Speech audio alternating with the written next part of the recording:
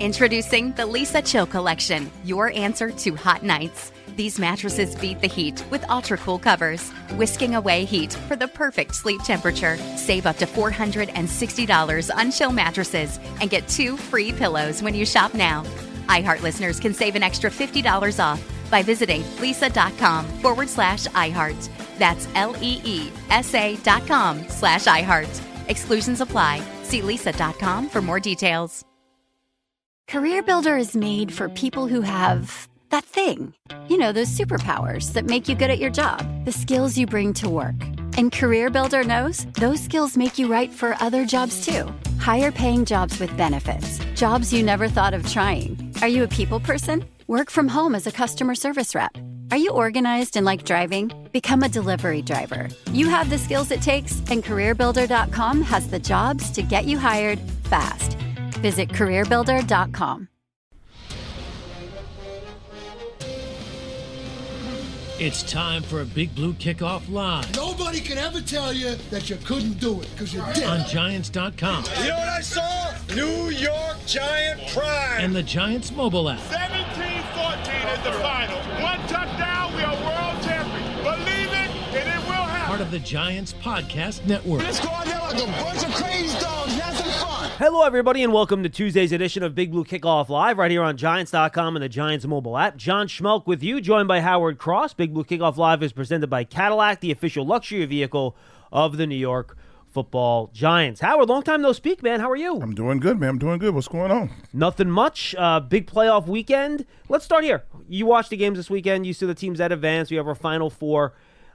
Your overall thoughts on those games and then kind of how that impacts or reflects on the Giants and what they need to do here to try to build up to become one of those teams that are challenging to get into the Final Four every year in the postseason. Well, you know, the biggest thing you see is like when you see the NFC, you look at defense, all right? San Francisco's defense carries them through the playoffs, basically. Brock Purdy kind of hangs out as much as he possibly can, but the defense is really, prevailing factor there. Then on Detroit's team, they've kind of like, took an attitude of their head coach.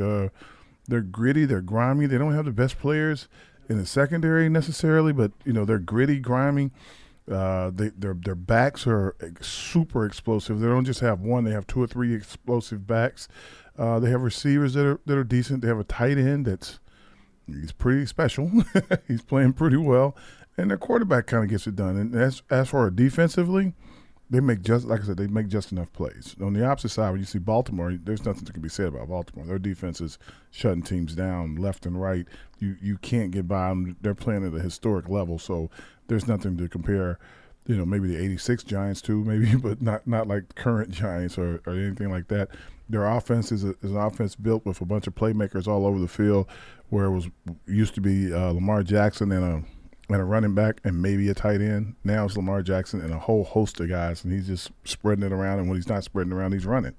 Their offensive line plays exceptionally well. No one is talking about how well their offensive line is playing, which is like I keep harping on over and over again. I like the Texans. Their young quarterback's going to be great. Their defense is looking decent. It's a hard thing to ask to try to stop Lamar Jackson, but if he goes on and wins the Super Bowl this year, it is going to be harder and harder to stop that team going forward. All right, 201-939-4513, 201-939-4513. We're going to take your calls early and often on today's show, folks. So get on the line. We have a couple open lines. Come join us, talk some Giants football. So, Howard, in that context, if you're the Giants heading into this offseason now, and obviously you have free agency, that's followed by the draft, what would your top priority be if you're the Giants and you're trying to build up to returning to the playoffs this year like you did 2 seasons ago? What do you think the top priority should be for the Giants this offseason? Well, first off, you're going to figure out if you're going to sign Xavier McKinney. You got to get him kind of like locked in or locked out. You got to know what you're going to do with that. You got to figure out what you're going to do with Saquon. Those are the 2 positions you kind of got to, 2 guys, not even positions. It's 2 guys you have to address as quickly as possible so you can try to figure out how much money you're going to have to spend in free agency, so to speak, and how – and like in which direction you're going to go. Then when I turn around, I go to the draft. I think number 6? Yep. Number 6, you're probably looking at one of the offensive linemen that are probably the best offensive linemen coming out, or you're looking at a cornerback, another cornerback, which could be possible for number 6. Outside of that, there are going to be a couple receivers. I'm not sure there's going to be a corner that's worth the bang for the buck at 6. Okay. A couple guys out of Alabama are good. I'm not sure they're going to get into the top 10, though. I think Kool-Aid would be pretty right there. Here's my hot take. I think Terrion Arnold's going to get picked before Kool-Aid McKinstry. Nice. I think Kool-Aid's going to have a better career. Well, he might. I definitely do. He's a kid special. But, the offensive lineman from Penn State, the offensive lineman from Notre Dame, both guys will be there. So that's those 2 guys will be attractive. You would lean those guys over a receiver in that spot. That is a good question. Harris will be off the board. The kid from Washington will be the next guy, I'm assuming. Or Neighbors from LSU. Those are the 2 guys. Don't know. I mean, they're both really good receivers. We're talking the 6th pick overall. It's got to be somebody that when they step on the field, they can show up and they're going to play. Yeah, right away. And they don't really have a choice. They have to play. That might be the first time I've ever heard you answer me with "I don't know." That's like my whole life. Like I'm not sure I've ever heard you say that before. Yeah, I'm going to cut that and put it in the archives. But when you look at the draft, as it starts to settle in, it's not settled in yet. I think like they got mock 1 out right now. When you start looking at the draft, and you start looking at the 6th pick. Look, the first 5 guys are the first 5 guys. Right? Who are your first 5 guys? You're probably going to get the 3 quarterbacks. You're probably going to get Harris, and then you're probably going to get the tight end from Georgia. So you think Bowers is the 5th guy in that group? I think if he isn't, then if he's up for number 6, then we're drafting Bowers. Interesting. Yeah, I mean, and that's no offense to everybody on our team and everything, but that kid is a difference maker. No, look, I agree with you. I think the first 3 quarterbacks and Harrison will be the first 4 players taken. It's odd this early that I'm as confident as I am that those are going to be the first 4 picks, but I feel fairly confident that it'll be in that order. It'll be the 3 quarterbacks just because of the needs. Then Arizona would take Marvin Harrison Jr. And then I think Tennessee is 5th, right off the top of my head. They have an offensive – no, wait, or is it the Chargers? I have to double-check that. I think it's the Chargers, actually, that are at number 5. So they're interesting. They can use an offensive tackle to pair with Rashawn Slater. Yep. But Bowers is a guy there, or a receiver, if you want to give another weapon to Justin Herbert, which would be interesting. So I'm with you. I think you're right on the right track in terms of who the top 5 is going to be. Those are the guys that you're going to have the most interest in. And, and that's not beyond, the Giants trading up to go get somebody if they thought that somebody was so important that they could go get them. So yeah, Chargers are 5, then the Titans are at 7. The Titans are likely going to pick an offensive lineman. Yeah, they need one of those. Yeah, so that's kind of where you are in the draft. I mean, I when I say I don't know, I don't know. I mean, if Bowers is there, you probably would take Bowers. If it's a receiver, you probably would take receivers. Like if you're going to rank the receivers. Do you like Bowers that much as someone that obviously knows a ton about playing tight end? I like Bowers that much because he is he's another guy that's going to be in the league for a long, long time. He's going to catch 1,000 passes. He may not block anybody, but he's going to catch 1,000 passes. I think he tries though. He's a guy who will try to block. He's a tougher guy. He makes a lot of plays. He makes plays beyond above the numbers, so to speak. He'll go get the ball, and you need that. You need a guy that can run routes in a way that it makes teams hard to match up with him. And if you have a matchup nightmare that close to the quarterback, it's just another weapon that's hard to handle. And last thing, we do have the Senior Bowl and the Shrine game coming up this week, college all-star games. You were involved in the Senior Bowl when you played, and you were coming out. Tell me about what that experience was like. I know you didn't play in the game. You were hurt. What was your injury, by the way? I had broken ribs from my last game in college. You wuss. I'm just kidding. Trust me, broken ribs don't. You don't want to mess around with those. 3 broken ribs. How long was it between your final college game and the Senior Bowl? We played about a month, like roughly late December, early January, and so about a month. About a month away. Yeah, so it's not like you really get like that week of practice down at the Senior Bowl. They select you, you go down. They're like, "Oh, Howard, come down anyway." So I'm like, what do you want me to? I ran a couple of routes. Well, you're an Alabama guy, so I'm sure they wanted you there because you're an Alabama guy. It makes sense. Yeah, I ran a couple of routes very gingerly, caught the ball. They're like, okay, you sure you don't want to put pads on? I'm like, yeah, I'm pretty sure I'm not going to put pads on. Like, I can't breathe. Like, they're like, oh, okay. So that is quite the Cam Newton outfit he's rocking on Good Morning Football today, huh? He got it, baby. You know, when you can pull that off, just pull it off. Go ahead. Are you sure he's pulling it off though? He's pulling it off. He kind of looks like the Joker a little bit. No, the hat I'm okay with. The collar up on the button-down shirt and the tie tucked into the button shirt. I'm not sure if that's. He's giving me a little Joker, a little Willy Wonka. If he was wearing like an ascot instead of a tie, then I think that's what you're supposed to tuck in, right? And that's a leather. And that's a leather members only jacket too. No, jacket I'm fine with. Hat I'm okay with. It's the tie collar tuck in tie combination that I'm not. He is a trendsetter. If you can pull it off, go wear it, dude. Ain't nobody gonna complain about that. He is trying to set a trend, that's for sure. I don't know about a trend. I'm not sure anyone's following that trend. If you can pull it off, you can pull it off. Of course.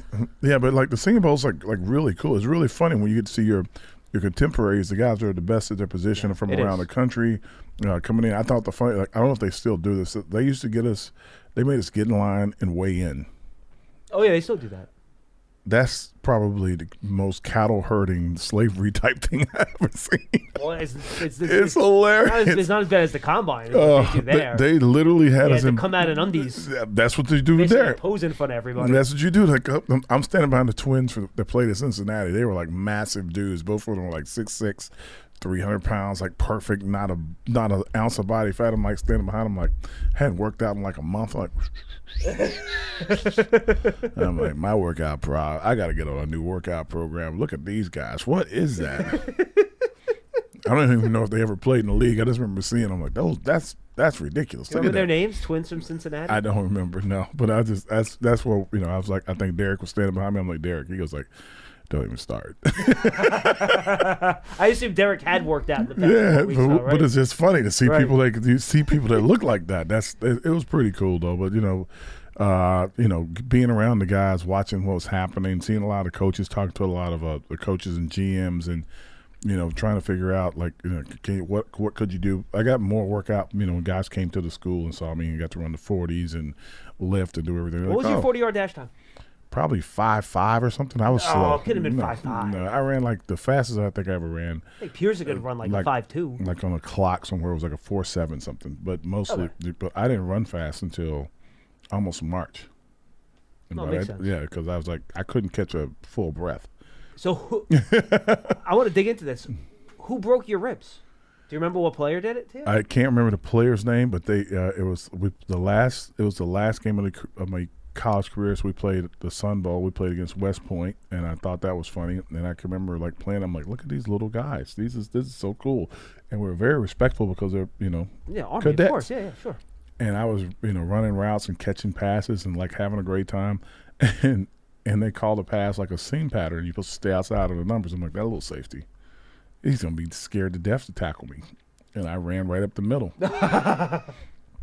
And he hit me, and had an imprint of his helmet in my ribs, and my lungs like.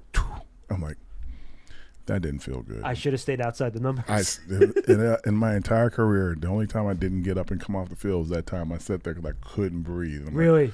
And they were like, you just got the breath knocked out of you. I'm like, I just got the breath knocked out of me. I said, I think there's more than that. They're like, no, you're fine. You're going to be okay. And I remember catching the ball and going down instantly every time I caught the ball from that point. Wait, so you stayed in the game? Yeah, I kept playing. So it was one of those catch and get down? Yeah, you got to catch and do not take another hit. and literally, oh my God, who's the guy who used to be here all the time with us? Been in the movies, Colonel. Oh, Gadsden? Colonel Gaston. He was in that game. We played against each other. Get out of here. Colonel I didn't Gaston, know that. Yeah, and then a few years ago, probably on the anniversary, you'll see if that was 1988 in 2008 or 2008, I believe, or 18, I don't remember. Probably 18 more likely. I went up to West Point to relive the game and with a bunch of cadets that were there, and the safety that hit me was there. He was like, man, and they played the play over and over again. Did they really? Oh, yeah, it was hilarious. And what was I going to say? Like, these guys served the country. I was like, I'll come up. You can poke fun of me all you want. The announcer for Army goes like, and cross over to them, oh, my God. And it was just very funny. So I was like, I had a great time with the guys, man. It was awesome. I love these stories. These are great. I could listen to these all day. Pearson, that's the tease. I want Howard getting laid out against Army as the tease. Did you guys win the game, by the way? I would hope. Yeah, we won the game. Okay, I would think Alabama beating Army, I imagine, would not be that big of an upset. All right, 201-939-4513, 201-939-4513. Go subscribe to the Giants Huddle podcast presented by Citizens, the official bank of the Giants. We do a bunch of interviews with analysts around the league. We talk to Giants in the front office, players, coaches, all that good stuff. We have a nice off-season kind of primer up right now with one of my buddies over at Pro Football Focus. Go check it out. Talk about how much cap space the Giants have, draft pick, and according to the way they kind of calculate, Howard, they have the fifth or sixth most, fifth, right? The fifth most off-season capital to use in terms of draft and salary cap together to try to improve the team. So the Giants are in a good spot here heading into the offseason. So go subscribe to the Giants Huddle podcast, Giants.com, Giants.com/podcast, the Giants app. Go check it out. And also draft season. We just recorded another episode this morning. It goes up tomorrow. We preview the All-Star games. Go check out draft season. That's presented by Visa with Tony, Pauline, and I. And, of course, we'll be heading out to Frisco and Mobile for the Shrine and Senior Bowls later on this week. And we'll have a lot of content coming your way from down there. All right, 201-939-4513. Hugo in New Jersey will lead us off today. Hugo, what's up? Hey, good morning, guys. Good morning. What's up? So both of you have heard sort of my priorities for the offseason, at least for the free agency phase, which is around toughness and physicality. So guards, edge rusher, and three techniques. Notably missing from that plan are two major free agents, which Howard alluded to, Saquon Barkley and Xavier McKinney. So I want to take each one individually, and and putting intangibles aside, I notice every time Joe Shane talks about Saquon, he said he's a captain, he's a good teammate, so on. But strictly looking at what Saquon offers on the field, and I'm not thinking about the version of Saquon that was drafted second overall, who was a very explosive player, sort of where he is today, entering his seventh year. What does Saquon offer that just any other decent back in the NFL doesn't offer? In other words, when I think he's much more explosive than your average running back. He still is. He might not be what he was when he got drafted. No one is 7 years into their career. But, like, you compare him to Rachaad White, like, he's so much more explosive than Rachaad White. It's not even in the conversation. Like, he's much more explosive than that. It's really easy. It's really easy, Hugo. When you watch the games themselves and when Saquon's playing, you'll watch the defense follow Saquon around the field. That's when you so to qualify what you're saying, if all your focus is on one guy to try to stop him, he must be a pretty explosive player. And that's what they're doing. They're like, when you play the 49ers, you got to worry about Deebo Samuels. You got to worry about the tight end being explosive. And McCaffrey's just 1/3 of what they're doing. When you're playing against the Giants, you have some decent players around, but you have one player that you need to stop. And he is right. And we saw when Saquon went down, the way teams treated the Giants' run game was very different when Saquon was not in the game as compared to when he is in the game. Well, the way they treated their play action, the way they treated everything around the team. Yeah, he is right about that. Yeah, he's pretty dominant. I'm just wondering if teams have done that based more on reputation than what they're seeing on film. Because I don't see him erase angles like he used to. And when things are blocked up, he hits the hole. I don't see him having excellent contact balance. He's never been a power player. He's never really lived up to being an elite receiver. So if you're telling me he's still explosive, we just didn't see explosive plays from him this year. So I'm wondering if that's more based on reputation and how we thought of him as a player as opposed to what he really is going into his seventh year. That's my concern about paying a running back. Yeah. Okay. Up $10 million plus on the cap. I got to backtrack a little bit. I'm a believer in running game, not running backs necessarily. I mean, they're a component of it. But I remember Kiki Barber, his last 3 years, were 2,000 total, because he was also an excellent receiver, by the way. Much better receiver than Saquon ever was. Yeah, I agree with and that. Everyone said after the 06 season, oh, my goodness, Kiki's retiring. The Giants are going to be a bottom feeder. Well, you know what? In 07 and 08, they had an excellent running game with Bradshaw and Jacobs, which really goes to tell you that the guys up front and the blocking tight end, and back then it was a fullback as well, that's what really matters in the running game, not so much the running back. I mean, look, I point to the Eagles, right? Miles Sanders was a 1,300 yard back last year. He did nothing this year. DeAndre Swift was a castaway from Detroit. He was a Pro Bowl running back this year. I mean, it goes to the argument that running backs are a dime a dozen unless they have really exceptional characteristics.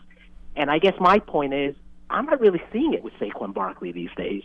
Maybe it's there, and, he was handicapped by the poor offensive line, but I just didn't see any explosive plays this year. Well, look, he was tied for 9th most runs of 10 or more yards in the league this year. So he's not like at the bottom of that list in terms of explosive plays, and usually runs over 10 yards is what you would consider explosive. And look, I just think when he's playing a lot of those games with Tommy DeVito as your quarterback, guess what? Did Saquon finish top 10? In rushing yards? No, I don't believe he did. No, he didn't even break 1,000 yards this year. He was at 16. I mean, he missed some games. Yeah, he was at 16. He's middle of the pack, and he missed 6 games, I think. 3 games. 3 games. All right, so 3 games. So 3 games is more like 4 games. Only 3.9 yards per carry, which is a number that you don't but the offensive line play was the offensive line play. That they were not going to apologize or make any excuses for what they did. They had a hard time. And they know they had a hard time. So when you're getting hit in the back, like the quarterback's getting hit in the second step of a 3-step drop sometimes, the running back's getting hit at handoff. And that happened more times than not. So it's hard to be explosive when you're, dodging 2 guys in the backfield. That's just part of it. Look, and I'll say this. I mean, Hugo, and I think Howard agree with this too. Is Saquon the same guy that he was when he got drafted 7 years ago? No, he's not. He's not that same guy. Not the same guy after the first year. Correct. and we agree with you on that. And I get where you're coming from on it's more of a run game than a running back thing. I agree with that too. But I got to be honest with you. I was swayed a little bit this year when, and I know because Howard and I weren't talking about this at the time. We talked about he saw it from the sideline. I saw it from the booth. You really did see teams treat the Giants differently in terms of how they defended them when he was on the field versus not. Now, whether that's reputation or if it's still on his body or not, I'll let you make that decision. But teams were treating him differently. And when it was blocked up, he was 20 yards, 30 yards down the field before someone got to him. And here's kind of where I'm torn about it, Hugo, because I agree from a team-building perspective. Paying running backs in their 7th year for multiple years, that can get tricky. We saw with Ezekiel Elliott. It can get tricky. No one's going to pay anybody as a running back. Right. It's just the way it goes. So, and Hugo, so here's the thing where I'm a little torn, though. My whole thing this offseason, right? I want to get the offense better. And with my huge goal being to make the offense better, is my first move this offseason to take your best player off of your offense? You know what I mean? I'm almost working against myself there. Now, if I can turn those resources into a player that'll give you more bang for your buck than Saquon, then we can have that conversation. But that's where I'm kind of – I haven't landed anywhere yet. That's where I'm kind of arguing with myself right now. That's why Hugo, that's why I said in the beginning, you have to figure out what you're going to do with Saquon, because if you can figure out how to sign him, you sign him for around 10 or so. If you don't sign him, his cap number goes way up because the franchise tag number is huge. Right. No, I would never use the franchise tag. But here's the point. I think Howard made the point, which is no one to pay a running back. So my question is, if Saquon hit the market, would he get $6 to $8 million in the open market? Because if that's what he would get in the open market, that's where the contract should be. I think he would get. I would guess between 8 and 10. Okay, so maybe that's something to think about. I just don't want to pay a running back over $10 million. No, I got you. Makes sense. Okay, so let's not overpay. It really does come down to dollars at the end of the day. It's being on market. And then when it comes to Xavier McKinney, I don't know what the market for safeties is going to be like this year. Not great, probably, just like last year. Yeah. So same concept with Xavier McKinney. The one thing about Xavier McKinney is I like my safeties to be tone setters, and I just don't see him as an overly physical safety, and maybe that's part him filling is one of the problems we have with the running game. I'm not sure about that. Xavier McKinney's more of your overhang, single high ball hawking safety, which I thought he did better than he had his whole career the second half of the year. He had some really great plays playing the ball. Second half of his final year. Oh, okay. So again, and by the way, you can get good safeties in the second, third, fourth round of the draft if you look for them. I mean, that's where you drafted Xavier McKinney in the second round. So yeah, you can find good safeties in the second round. Absolutely. Yeah. So I don't know. I don't feel too strongly about him. I'm not making that a priority. Yeah. I'm making priority trenches, edge, guards. And if those guys, if we can find a place for those guys at the right price, fine. But they're not the thing I'm thinking about as we stand here today. Okay. No, that's fair. That's fair. Thank you, Hugo. I think with Saquon, he's in his 7th year. I think, like I said, if you're going to sign him, you're going to have to sign him. If you don't sign him, you might be looking at him two or three times a year if he goes over to the Cowboys or something like that. And you don't want to have to deal with him on that scenario at all. As far as McKinney goes, I think he's going to be probably one of the top safeties in the league next year. And I think that, he had a setback year last year with the broken hand. It kind of took him off his arc because his first year he was phenomenal. His second year he broke his hand. This year he came back, and in the second half of the season he started to pick it up and started to get better and better with the interceptions, ball hawking, knocking the ball down.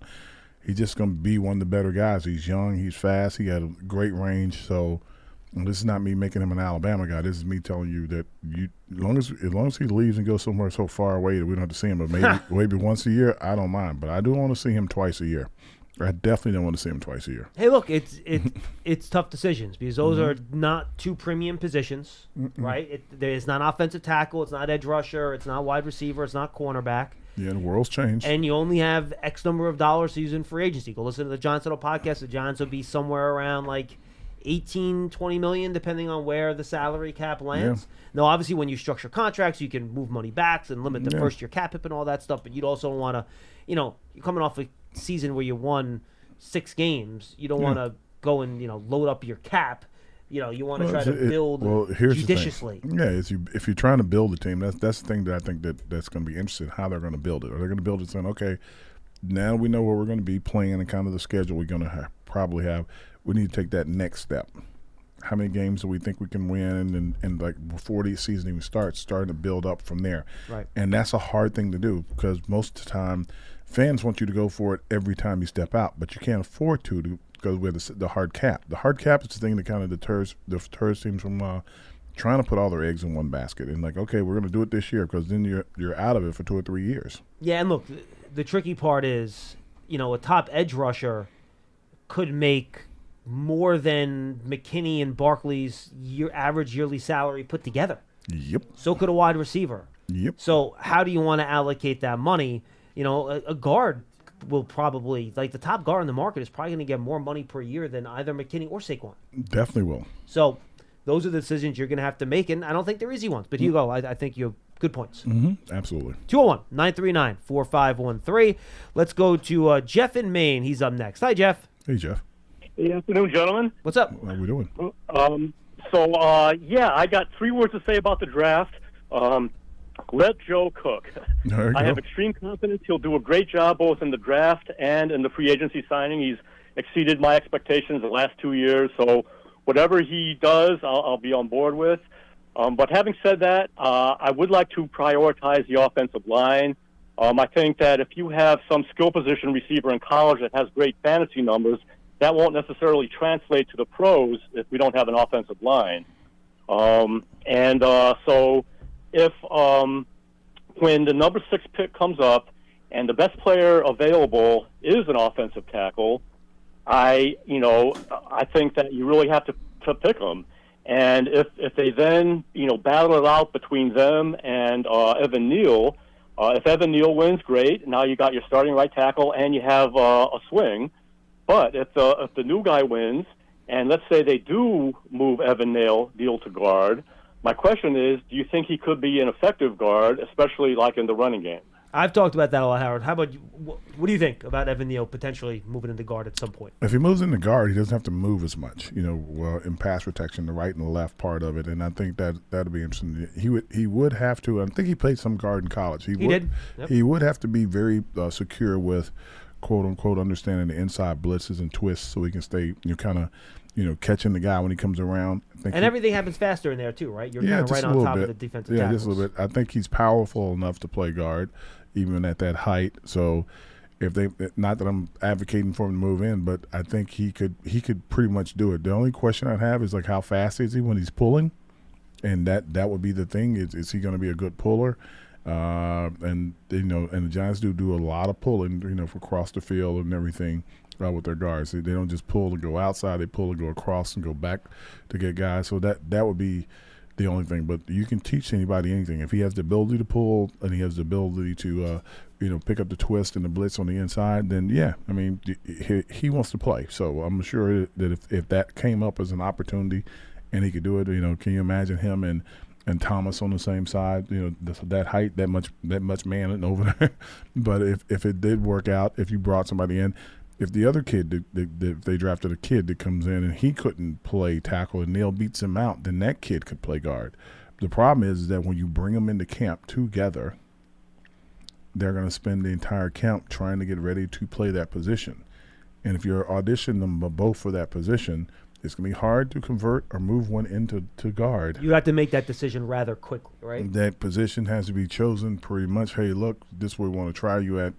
Let's do this now. If you waited till the start, what if you let him compete in the spring and then at the start of training camp you put him in a guard? Would that be too late or would that be okay? It'd be okay, but again, it's so we have such a hard time evaluating. Well, I'm not one of the guys. I'm not going to say it, but I have such a hard time evaluating the guy when the guys they're basically in pajamas the entire time. Yeah, right. So could you even have a real competition in the spring because you're not playing real football? It's a great point. Yeah, and it's like so. And then when you get to training camp, you're almost a week into training camp before you're able to put the pads on, and that's the first time you're going to see. Okay, can these guys pick it up? What are they doing? If you rotate both guys.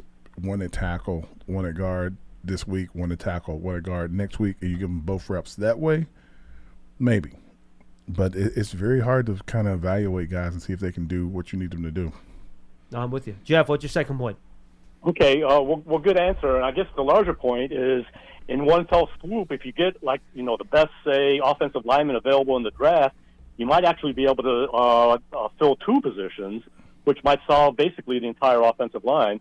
But, thanks. Great answer, though. I consider Howard my favorite expert on blocking. Well, thank you very much. And I would like to make a comment about Saquon, though. I kind of disagree with Hugo. I do think we have to sign him because you got to realize he did what he did last year with, the worst offensive line in the league.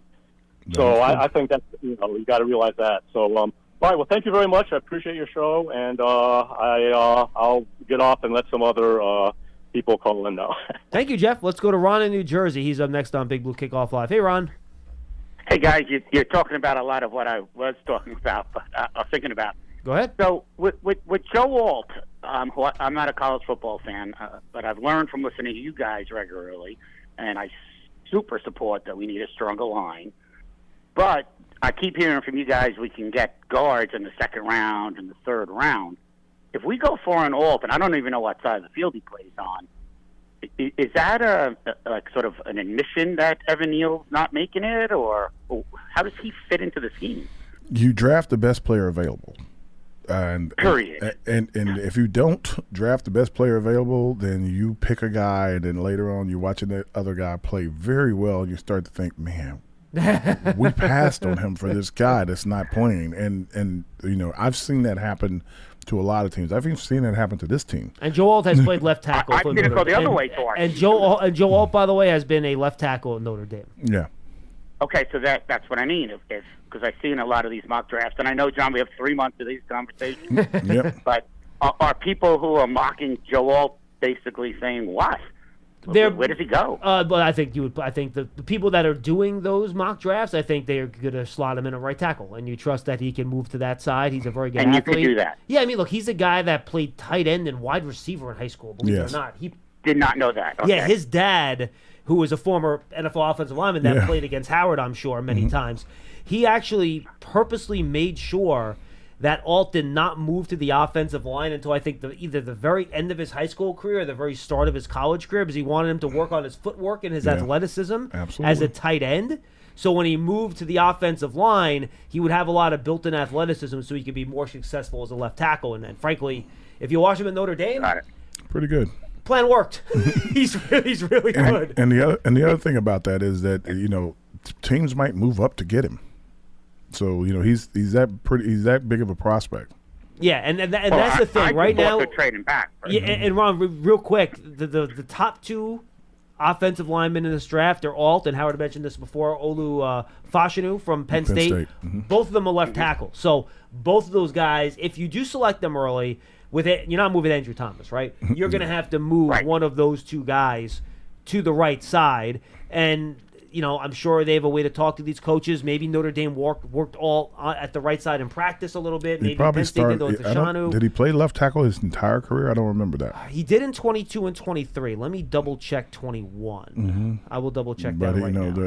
But he had, like I said, when you come out and you're a basketball player and you're a tight end and you're moving from side to side, you can do a lot. Yeah, he played left tackle in 21 as well. Yeah, okay. Mm-hmm.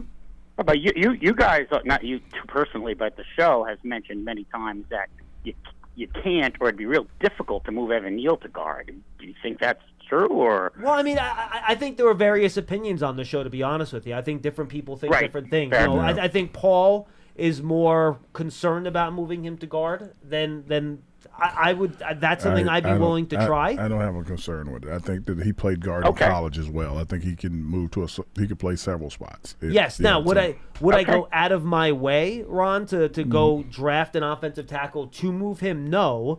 But if you get there, and according to your scouting reports, your best player on the board by far is an offensive tackle, and you think he's going to be an All-Pro tackle for 15 years like Andrew Thomas is? Well, of course. I think you have. I think you have a hard time. And by the way, like I think Fashanu and Alt are probably going to be graded higher than any of the offensive tackles over the last couple of years that have been in the draft. To be quite honest with you, I would understand why you would do that, but I would not go out of my way to do that. You know what I mean? I do. Hey, quick question. I didn't mention this one to Pearson, and this might be out there. No, fine. Am I crazy to think Leonard Williams can come back to our team? Is that too much money? Is he past the stage? That's a lot of money. It's a good question. Yeah, too much money. No, Ron, good question. I don't know what Leonard's. What is Leonard going to prioritize in free agency now? He's got paid a lot of money in his career, right? He's gotten paid a ton. Right. Is he going to prioritize getting a payday, or is he going to prioritize going to a team where he can win a playoff game?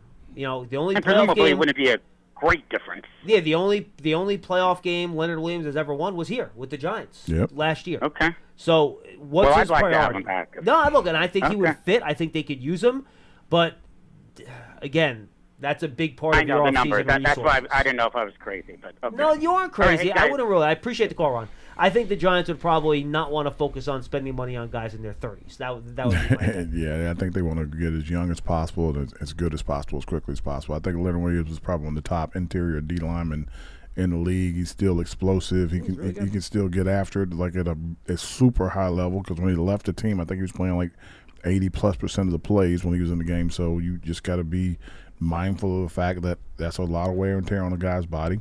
But he is great buddies with Big Sexy Dexy. So if the two of them came back and played together, I mean, they could have a really good year. He turns 30 in June, by the way. Yeah, they'd have a really good year next year.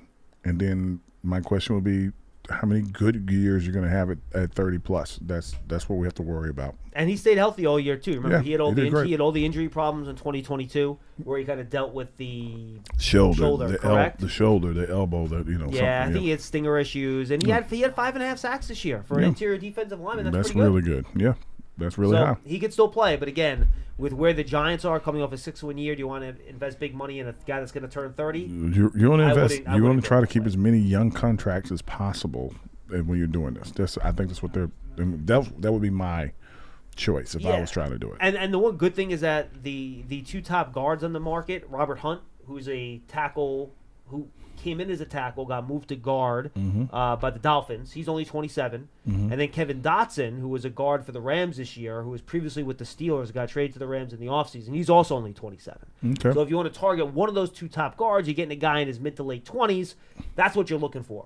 Where if you sign him to, let's say, a 5-year deal, he's still only going to be 31 or 32 when that deal's up, which is kind of what you're looking for. That's what you're hoping for. Yeah, absolutely. 201-939-4513, 201-939-4513. Tim in Charleston's up next. Hi, Tim. Hey, John. Hey, Howard. Great to talk to you guys again. Where in the world is Tim calling from today? I always like to play that game with you, Tim. Are you at the bar today?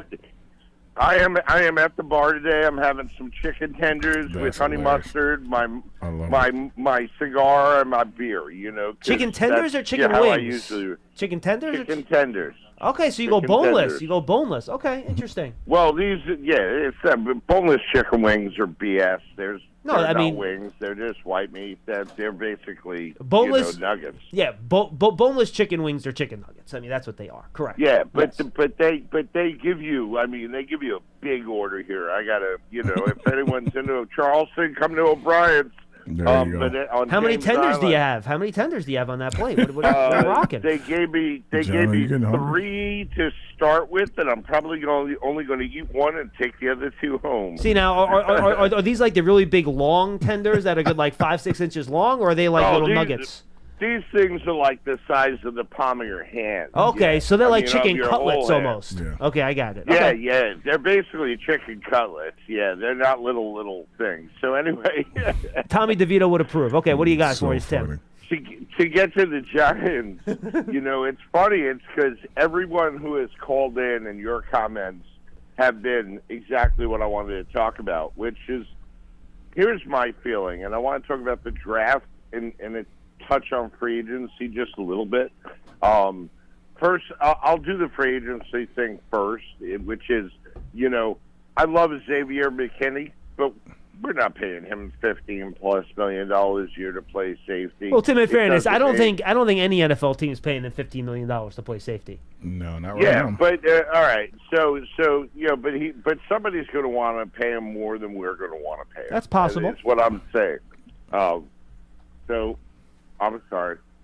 No, go ahead. Go ahead.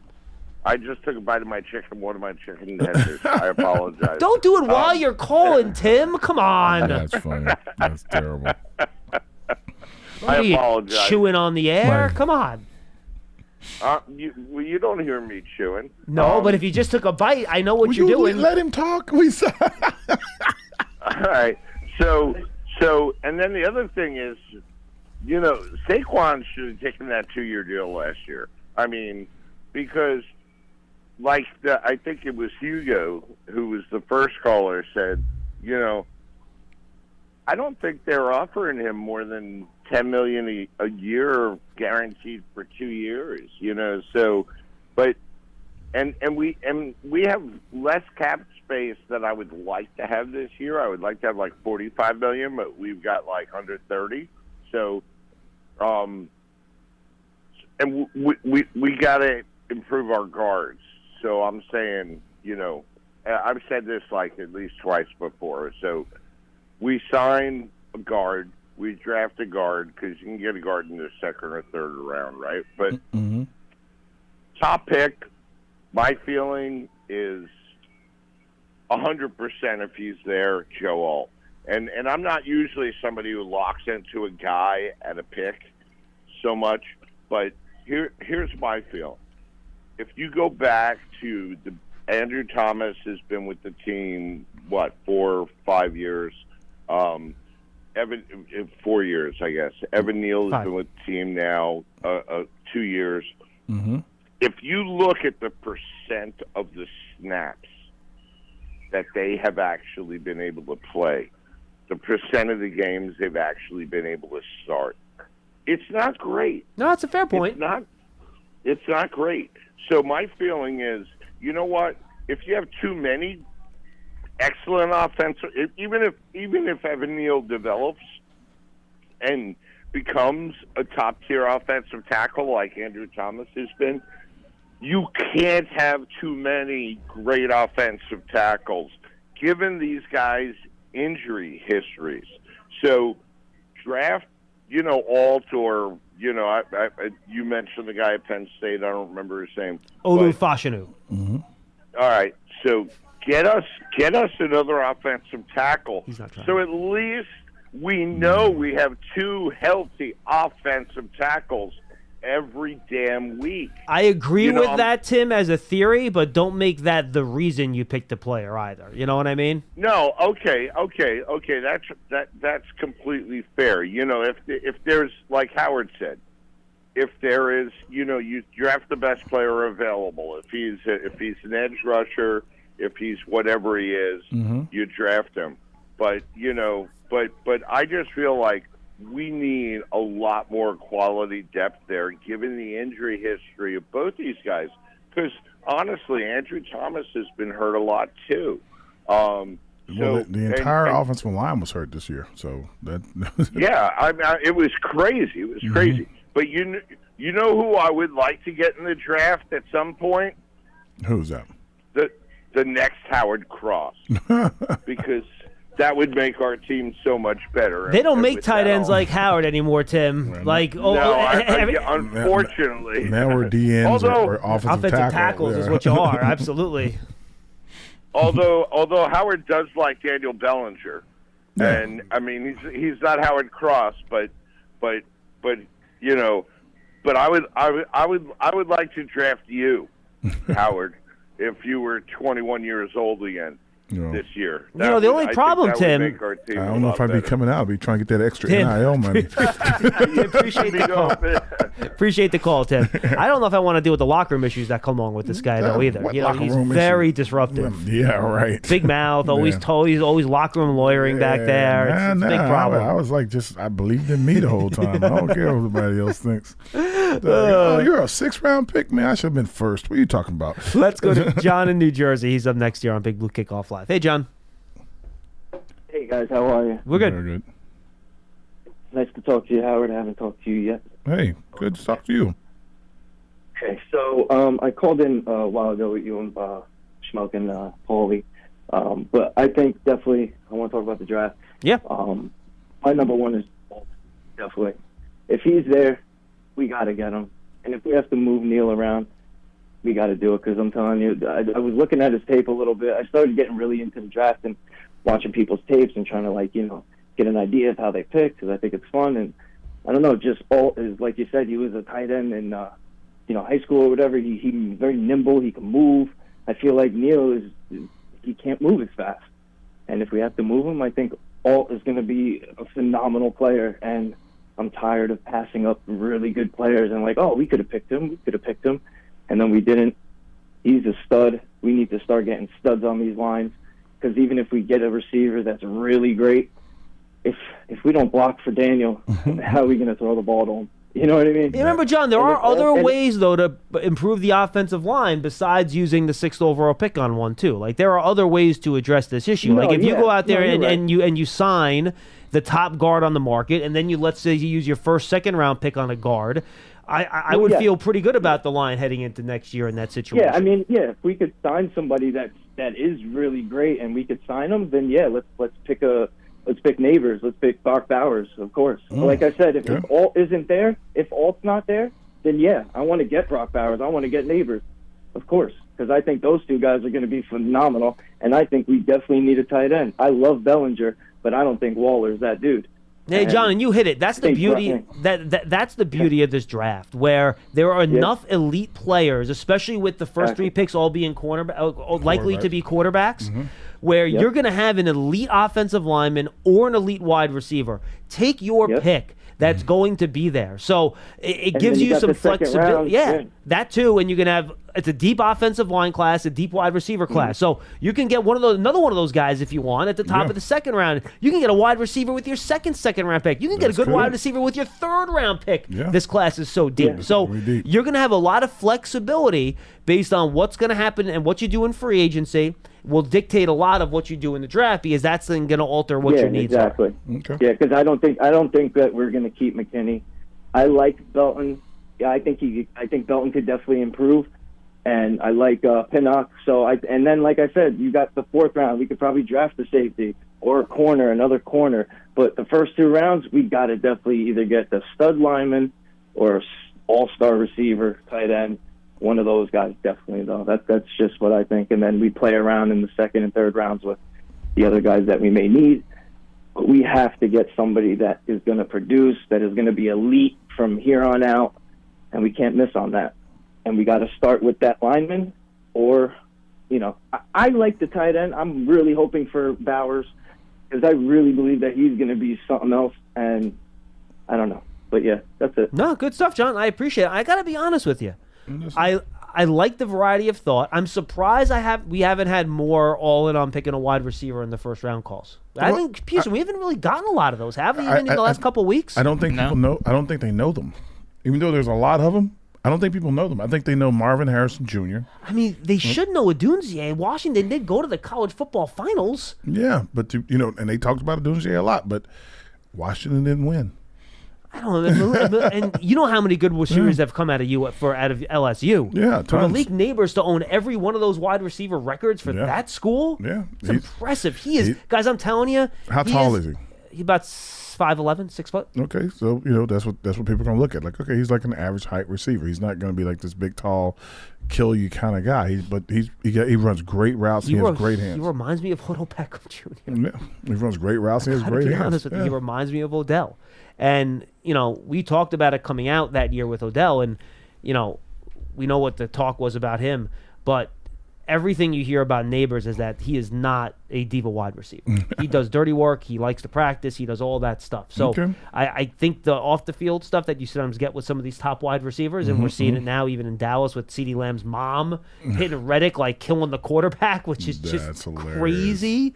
And I think Micah Parsons' brother was out there killing the quarter. This just some wild stuff going on in Dallas. It's just you gotta have you have a medium for people to speak, and they speak and they go, you're related to so and so. That gives you a bigger voice. I think that's weird. I'm a relative of one of these guys. But it's weird. Shut up. That's weird, though. Down. Hey, but now they got their 15 minutes of fame. I know, but can you show some professional respect to your brother or son, your family member that's on a team? They are not professional athletes. No, but you need. I mean, how can you not run that by your? I don't know. You're not professional athletes. I know. It's just it's not. It's in very poor taste, in my opinion. It is. That's like me going on Twitter and like killing my wife's boss. Like, I'm not gonna. Don't do that. Then she's working from home for free. Yeah, So just at home, not working from home. She's just at home. Yeah.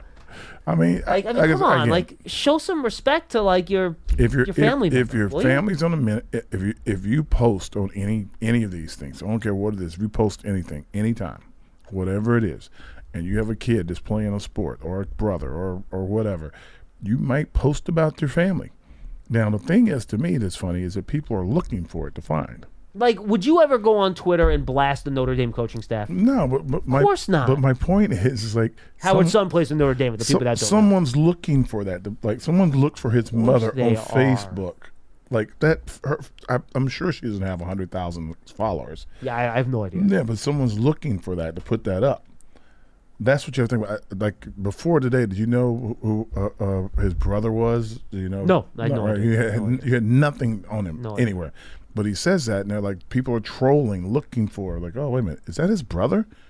Let me put that out there. Like, can you believe he said that? Like, that's like Dak's brother might have said something once before. I think Dak's brother's been very, I would say, active. Tad, right? Tad Prescott, I think, something like that. I have no idea. I'm right about that. Don't laugh, Pierce. I think I actually have it correct. Yeah, and he's like, Stephen A. Smith show, whatever, ESPN. Yeah, Tad Prescott. Yeah, they're all like, he's built a little, I don't want to call it fiefdom, but a little broadcasting kind of off the backs or the heels of his brother. Like, I got a famous brother kind of moment. And there's nothing wrong with that, but that's what he's doing. Yeah, but then he's saying, again, I didn't read the quotes, apparently he's saying that his brother wants out, but then you're speaking for your brother. Like, I mean, he did not say Dak wanted out. Hold on. He said he would like to see Dak out. Is that what he said? He said he would like to see Dak out. So I see bad headlines. That's why you got to read more than the headlines here. Dak's not asking to be out of Dallas. Yeah, I mean, he can. He's in a trade clause, so he really can't. Yeah, unless he waives that. Yeah, and I don't think Dallas wants him out of it. He's up for a big contract.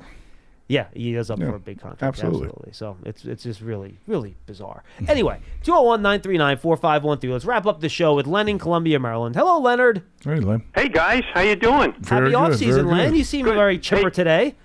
Yeah, well, I'm going to start positive, John. Uh-oh. All right, I'll start positive. I don't know why the following little tidbit fascinates me so much. What's that? And maybe you guys know the answer to this question. I think this is going to be the first draft where within the first, and I'm going to say 8 picks, maybe it's 7 picks, there'll be 2 kids from the same high school drafted in the first 8 picks. Who's that? of the draft. Well, I want you to guess along. Well, I want you to guess, but I'll tell you who the first one is so we can move along. Caleb Williams. Tell me who the second one is. He's an offensive line. He's an offensive lineman. It would have to be the kid from Penn State. Or There you go. Probably, right? There you go. There you go. It's a kid from Penn State. Mm-hmm. Gonzaga High School, District of Columbia. 2 kids off the same team in the first 8 picks. I don't know if that's ever happened before. You know what? It's funny. I didn't realize, Len, that Caleb Williams went to high school on the East Coast. I thought he was a West Coast kid. He went down to Maryland. No, he was a Maryland kid. Okay. I didn't know that. He went to Gonzaga High School in the district. And I will say this straight up: the one thing I do not follow at all is like high school recruitment or anything like that. So I don't know about until I start getting into the draft now. I don't get into any of that where these kids went to high school stuff. It's like the Dr. Pepper commercial. Yeah, I just got fascinated by two top 8 picks going to the same high school at the same time. And Howard, tell me, how did Caleb Williams get away from Notre Dame? I mean, if you can't, Catholic high school, man, you got to get that kid. Jeez. I will say this, that all the schools that I've seen, like especially what we call the SEC of high school football up here, they don't all go to Catholic schools. They just don't. I know. A few of them will, but if they go to Michigan and Alabama and Ohio State, they always choose one of those schools first. Yeah. Hey, safety, Delpit from Cleveland signed for 3 years, $36 million, 23 guaranteed. Okay. How about that for McKinney? I think that's the ballpark you're talking about. That's pretty high, but that's about where that's probably the base floor of it. Probably. I mean, look, I think McKinney's agent will probably go out there and show the Jesse Bates contract around, and that's where they're going to start. Mm-hmm. I don't think teams will go there. Maybe they will, and it'll be a Landon Collins situation where he gets what he wants and he goes. But I think the Delpit deal is probably a decent feel, Len, for where the thing could wind. And they're gonna start treating safeties a little bit like running backs, and it's sad to say, but they're gonna like devalue them for some reason or another, and that's gonna be bad. Now, one thing we got to remember about that position on our team, his replacement is not on this roster. No. He's not on the roster. It's a hole, another hole. If he disappears, then he's a good player. He's a good player. I would advocate for it. Howard, real quickly, if we need an offensive tackle, if we want to draft an offensive tackle, okay, what's wrong with drafting Blake Fisher from Notre Dame? The right tackle. Well, you'd probably the right tackle. You'd get him probably in the second or third round. Or maybe, I'll bet he'll. Or maybe even later. There you go. I was going to say I'm hoping he lasts till the 4th. Yeah. I'm not advocating for it because we got a lot of holes, but that's the kind of guy. He plays right tackle. He's good. He's also played a little left tackle, I think, early in his career, Howard. Yep, he did. But he's primarily a right tackle, and he would get out to the 4th round. That might be something. We'll see what happens. See what the reports. John's going. Well, I don't think he's going to any of the to these games. I have not seen his name pop up on either roster, which is surprising, by the way. Unless he's in with some type of injury I'm not aware of. No, they're just like, when they do the tackles and stuff, you have to be so dominant at your spot. And I think that Alt barely gave up any pressure, and the other kid may have given up a couple sacks. So that turns, Also, he may have dinged his knee toward the end of the season too. That may be one of the reasons, Sean. Maybe. I'm not sure, to be honest with you. I don't know. Yeah. He may be dinged. John has heard me say this before, Howard. Okay. And we got at least one more time to watch this player play this upcoming Sunday. And that's the left guard on the Ravens. Okay. Simpson, number 76. He'll be an undrafted. Well, he was an undrafted free agent. But he will be an unrestricted free agent. Watch this guy. He's pretty good. I'm not sure the Ravens are going to let him slip away. But this is a kind of an under-the-radar guy. He's going to cost money. He's going to cost some money, but it's not going to be, it's not Dotson money. He was a 4th-round pick, by the way, Len. He wasn't undrafted. He was a 4th-round pick out of Clemson. Mm-hmm. He was picked 109 in 2020. That's okay. Yes, he had a terrific college career. Oh yeah, he was great. Absolutely. Yeah. But he's an unrestricted free agent. Something happened with the Raiders, and the only thing I'd be worried about, John and Howard, our new offensive line coach comes from the Raiders. He may he may have been with the Raiders when this guy was released by the Raiders. So, but still, I've been watching him. He looks pretty good, guys. Take a look at him on Sunday. Well, he was waived. Yeah, you're right. He was waived at the end of the year, the first year he was with Brasillo in Vegas. So my guess is that if he was waived by the team that has our new offensive line coach, might not be a target. It might not be. It might not be a target. But listen, this kid can play. May not have been the coach's decision. That's always a problem too. That is also true. A lot of times, you have issues with the head coach or something like that. No, not issues. It's not even issues. Like you're fighting. You need somebody really badly, right? And you have to make a decision. And we can afford to lose this guy, but we need this to come to the team. And Len, you're right. He would be a lower cost alternative than the other two guys I talked about. That would be at the top of the market. And listen, if we signed him tomorrow, he'd be the best guard on our team. Okay, I'm not going to say anything. Okay, all right. So watch him on Sunday. Look, I've been waiting 2 weeks, John and Howard. I wanted to settle down after the season was over. This roster's a mess. It's a mess. Geez, I mean, let me tell you where I think the long range is with this roster. Now, I know we're going to improve it in free agency, try to improve it in free agency and in the draft, and hopefully, wishing and praying and hoping some of these players are going to mature and get better. This team is a year away from being a year away. Okay. All right. Now, I don't know whether that's building the team or rebuilding the team. Because we're talking, if we do the arithmetic on what I said, it's 3 years out. It's 3 years out. Brian doesn't have 3 years. He's in a tough spot. So is Joe Shane. They're in a tough spot to turn this thing around. This is not a good roster. I mean, we don't have enough stars. The cupboard is not bare. I mean, we got Dexter. We got the left. We got Andrew. We got Barkley. We got McKinney O'Carroll. There's some groceries in the cupboard, but the shopping list is long.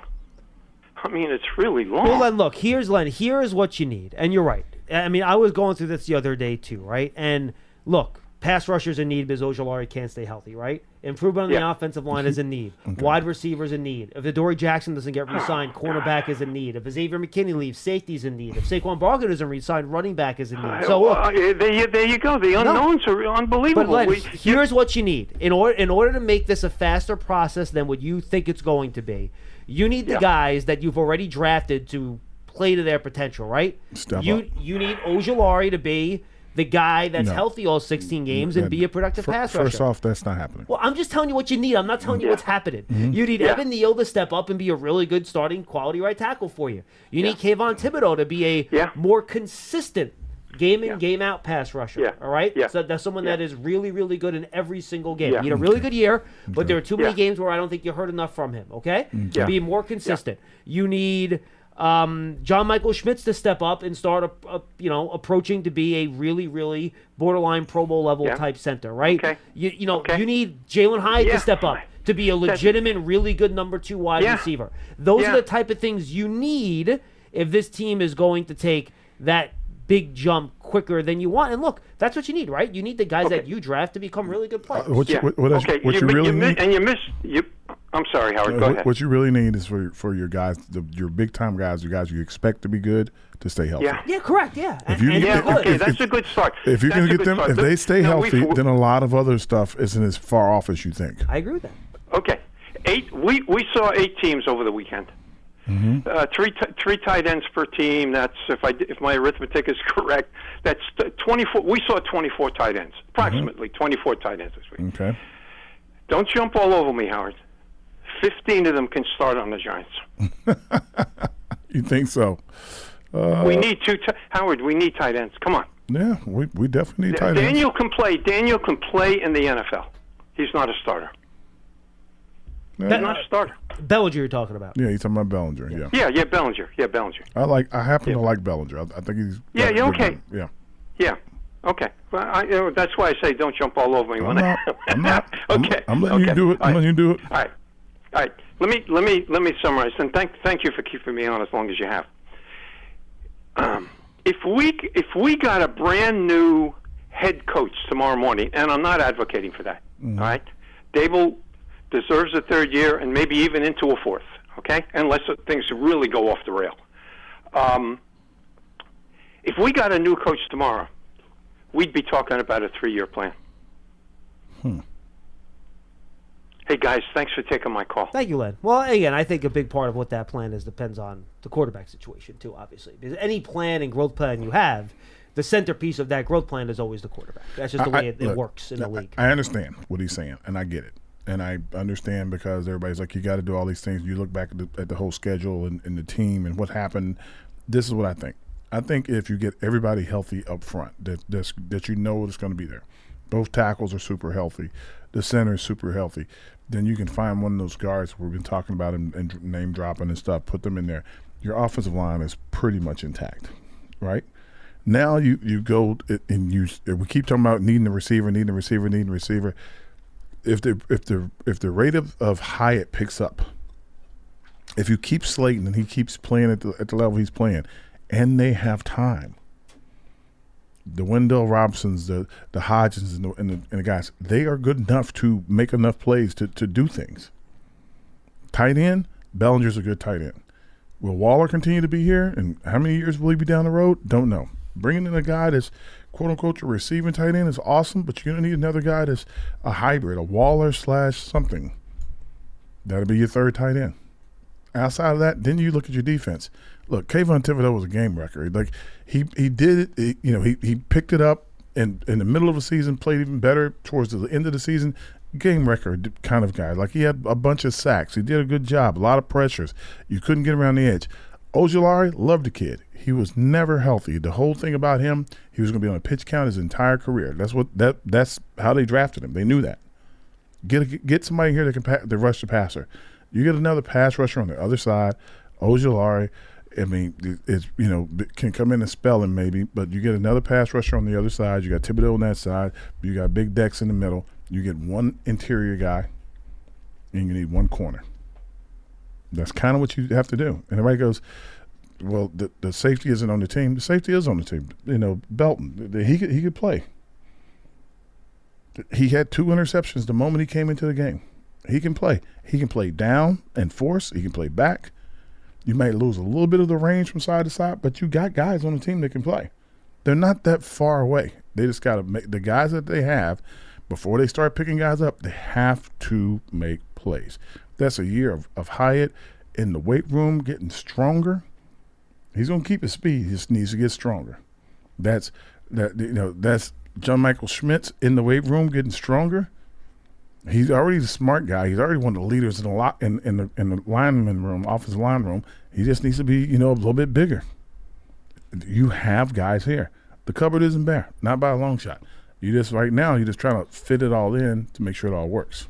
And you gave me the look when I mentioned Thibodeau, and you're right. I should not have put Thibodeau in the same grouping that I did those other guys. He has accomplished more and played better than the other guys I mentioned in that group. That's fair. I mean, he's playing at basically almost a Pro Bowl level. Basically, he's right there. Double-digit sacks. No, you're right. That's fair. Double digits. If he gets double-digit sacks all the time, we can't say much.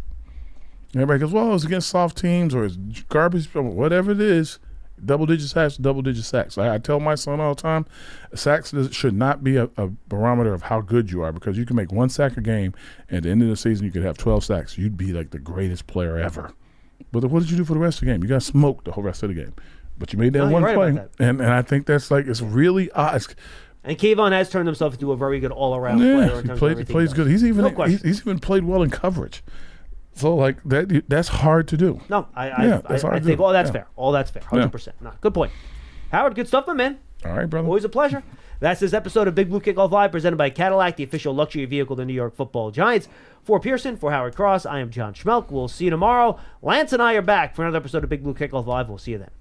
Tired of restless nights? At Leesa, we know good sleep is essential for mental, physical, and emotional health. From memory foam mattresses to hybrids that keep you cool all night long, Leesa's mattresses offer exceptional comfort and support with free delivery and 100 nights to try out your mattress in the comfort of your home. For a limited time, save up to $700 off select mattresses plus 2 free pillows. Go to leesa.com/iHeart for an additional $50 off mattresses and select goods. Exclusions apply. See leesa.com for more details.